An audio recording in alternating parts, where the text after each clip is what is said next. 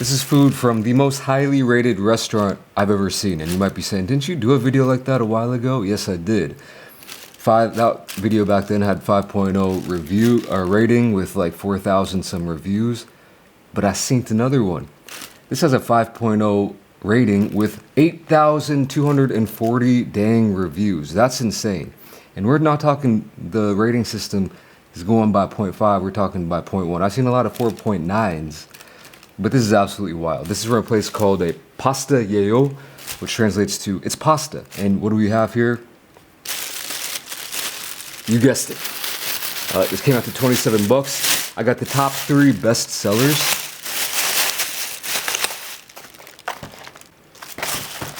And yeah, it looks pretty straightforward right off the bat. Came out to 27 bucks. This is the number 1 bestseller, this one is the number 2 bestseller, and this one is the number 3 bestseller. And let me just mention a couple things that people like about this restaurant based on the thousands of reviews. They like the fast delivery. Mine wasn't that fast, but it's still piping hot to the touch. So, you know, it took about 30 minutes, which is pretty slow in Korea, I gotta say. Bang for the buck. People say there's a good amount of food for a pretty low price point, and well, seems to be pretty hefty, so I can dive into that here in a second. They also like the spice option. So this is a pasta place that lets you pick spice levels. They have 3 spice levels, and so I kind of went down the line. So I got the 3rd most popular item, spice level 1. The 2nd most popular item, I got spice level 2, and the 1st most popular food item, I got spice level 3, and we'll see. They said it's a challenge to eat the spice level 3, so we'll see about that one. And people like that it's open late. This place is actually open 24 hours. So I got no affiliations with this place. We're gonna be giving it a fair review. Let me tell you what kind of pasta I got.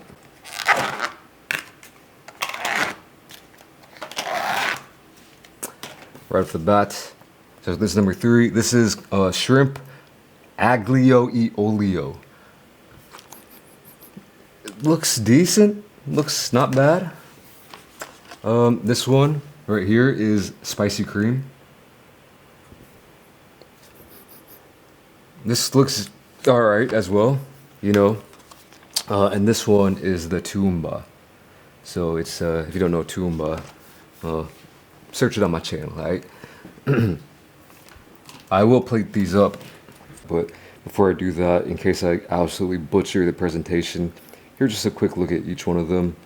They're all, you know, they look pretty standard when it comes to Korean pasta. Pasta in Korea is quite popular, but you know, it can be very hit or miss. There can be some very, I don't know, bogus stuff out there.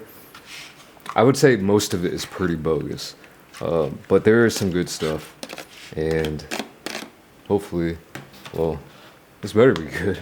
I'm just gonna go down the line here. Hopefully we can get this so you can see it all right. Yeah, we're gonna start with it. It's very, very slippery. So this is the aglio e olio with 4 pieces of shrimp, tails on, and there's a little bit watery at the bottom. Not sure if you can see that, but maybe that's how it's supposed to be. I don't know, that pasta water. Let's try it. I do like a good aglio e olio.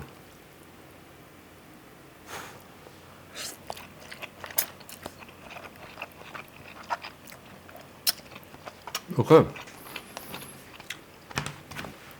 First impression, not too shabby. It's not as hot as I expected. For some reason, when I was feeling it, I felt very hot. But it's just warm. It's a good warmth level, I would say.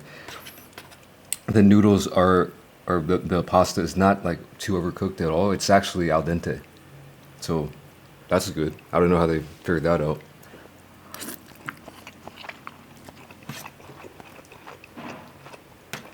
Maybe, okay, yeah, maybe slightly past al dente. Let's try some shrimp here. If they're leaving the tails on, I'm eating them.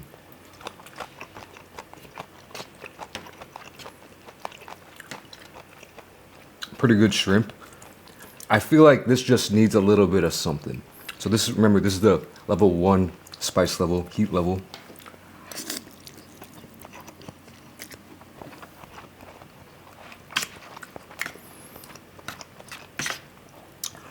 I mean, so I guess they're about $9 each. It's not bad for $9, but I'm not writing home about this one. Gotta be honest. I would love to either love it or hate it, but it's not bad.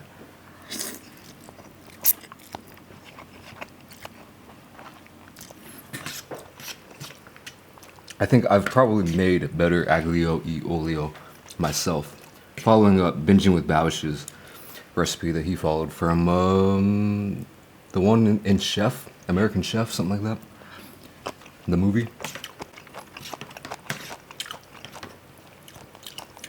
So yeah, and it's slightly spicy, but not that spicy.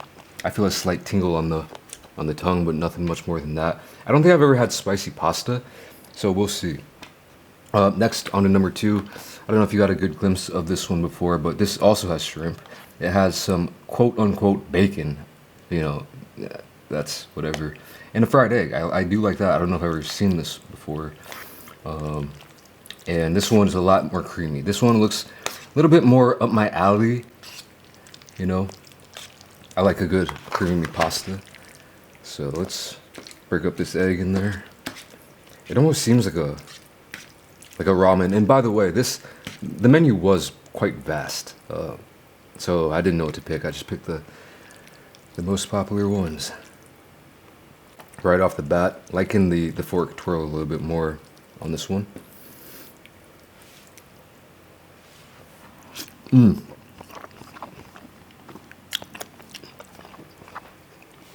For some reason, this one's scalding hot. This is the spicy cream, and yep, right off the bat, getting hit with some spice. It tastes, again, Ooh, I'm looking forward to this one. Yeah, this is good. I would say good is slightly above not bad in my category.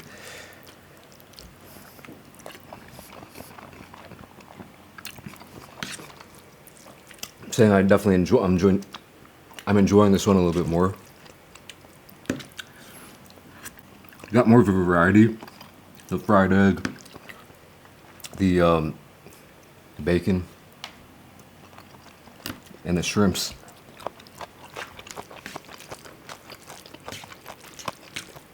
And I'll tell you what, temperature does make a difference because it's hitting harder.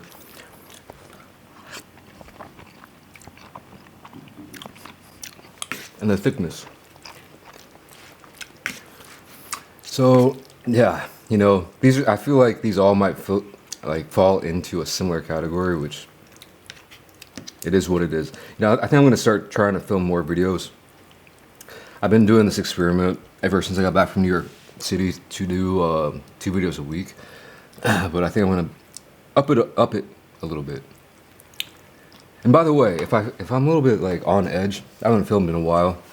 I've been in Osaka, Japan, for the past week. Took a week-long trip, and it was pretty cool. Didn't film anything over there, which was nice to just disconnect a little bit. All right, this is the one I'm looking forward to most though, because it's the spiciest. There's American cheese on top. I don't know if you can really get a glimpse. It kind of melted in there. This one also has shrimp, and that's pretty much it, yeah. The original tumba Outback, I believe, has mushrooms, which I'm not really detecting in here. But if we can base the spice level off the progression from level 1 to level 2, I'm thinking this should have a good amount of kick to it.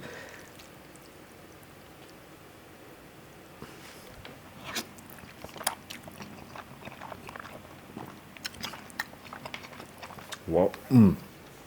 Wow. I've never had pasta like that. Quite spicy.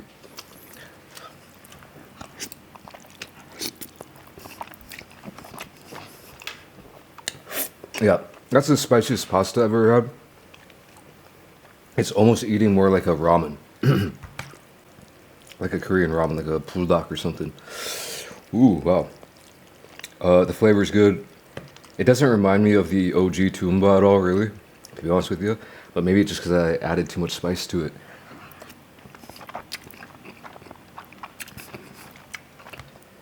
Working up a sweat already.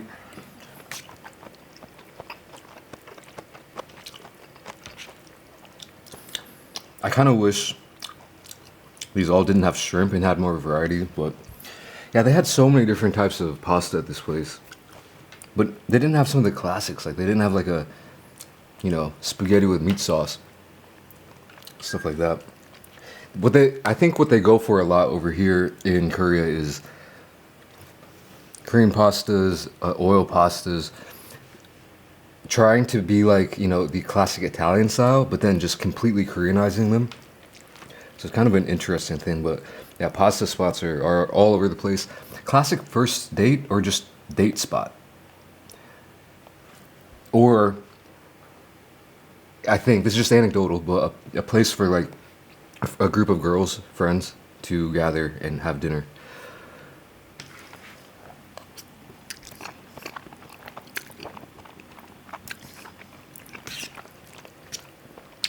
Classic little tidbit of Korean culture there, at least these days.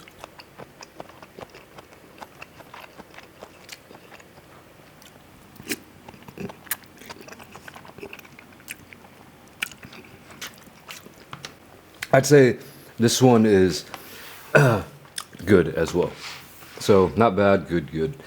Pretty underwhelming, and definitely if I kind of match that up with the expectations of 8,000 reviews with 5.0 rating, I would have to maybe have to lower these scores because I'm not really. I mean, my expectations were just a little bit too high there. Probably should have known better, but I'm a fool.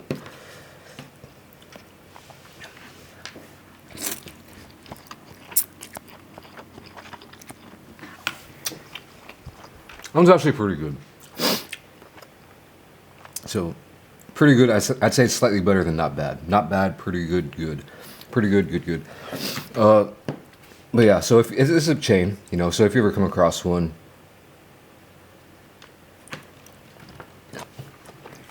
and you're hungry at like 4:30 a.m., carving some pasta might be your only option.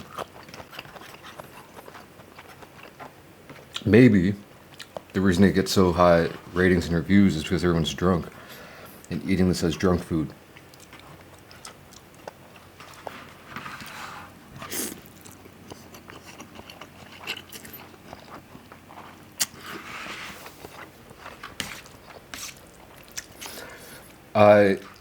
Compared to that other video I did, this is not as good. Definitely not.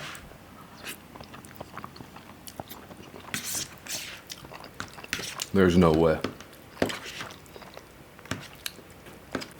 But yeah, let me tell you about Osaka, I guess, since I mentioned it.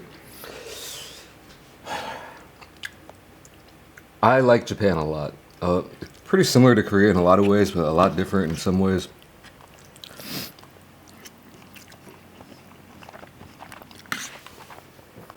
I didn't really plan on talking about it, so I don't really, this could be all over the place, but let's see. The Dotonbori, that famous street with the big signs and there's the little canal or whatever running through, is pretty cool. Packed, super packed. The expo was going on, which I had no idea about when I booked the trip, but might as well check it out. Straight up honest opinion, ooh, bogus. It is bogus. Not worth it. I hate lines, and you're gonna just be waiting in lines all damn day if you want to see a lot.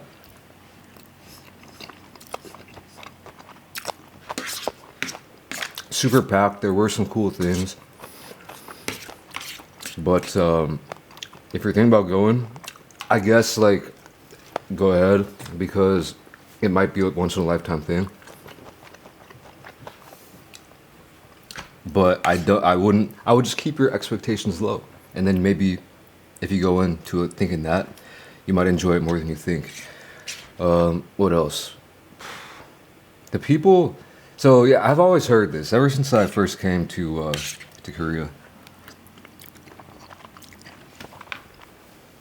A lot of people I've met told me that like Tokyo is alright, but Osaka is cooler. You know, it's that party city. And this was a long time ago before I had gone to Japan at all. And I went to Japan for the first time in 2023, I believe. So, yeah. And I've only been to Tokyo once, 2023, and now Osaka. And I did pick up on that vibe for sure. Like, the people there seem different, way different than Tokyo people. And again, this is anecdotal.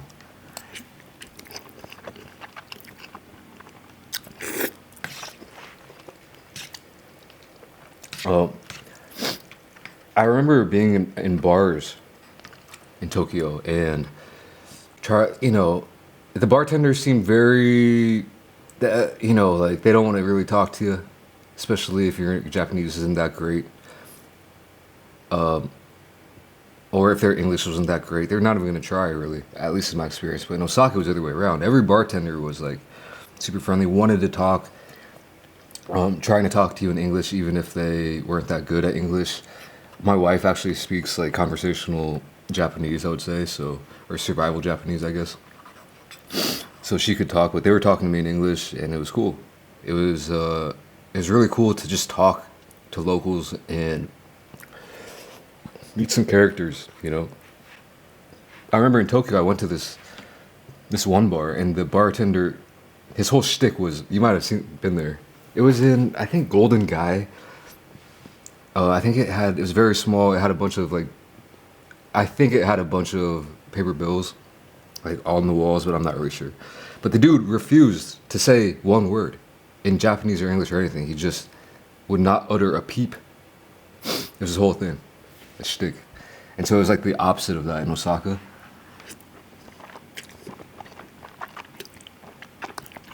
Which is really cool. It didn't make it to Kyoto, which would have been cool. But yeah, I ate a lot of good food. I'll tell you what, like I've never been a huge fan of okonomiyaki.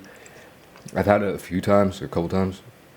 But the last night I had this amazing okonomiyaki that changed my life, I think, because I have a whole new outlook on it.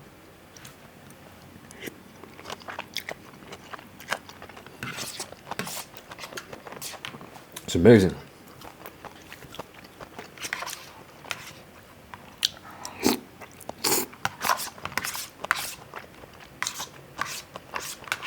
Hit up a lot of izakayas. Love me some, going to some izakayas. I mean, it's all so damn soupy.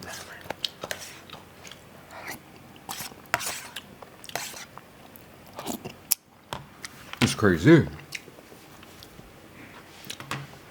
I'm gonna have to lower this rating.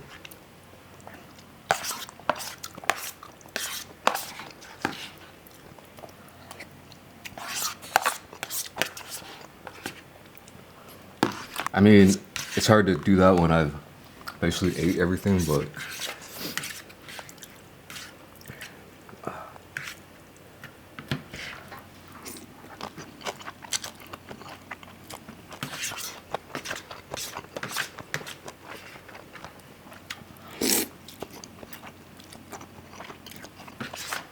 the soupiness is just out of this world.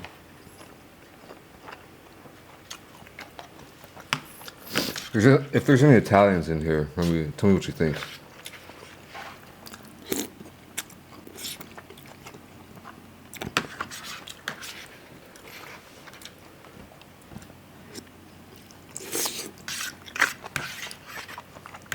All right. Let's see. Yeah. Anyway, I think that's pretty much all I got to talk about right now. Final thoughts. Again, I did name the restaurant. It's a chain, so I don't really feel that bad, and they're getting plenty of business. But yeah, I mean, I don't want to just completely bash on them. Like I said, I ate pretty much everything, but does it deserve that high of a rating? I don't think so. That's all I'm gonna say. I'm skating out of here. Thanks for watching. Catch you on the next video. Peace.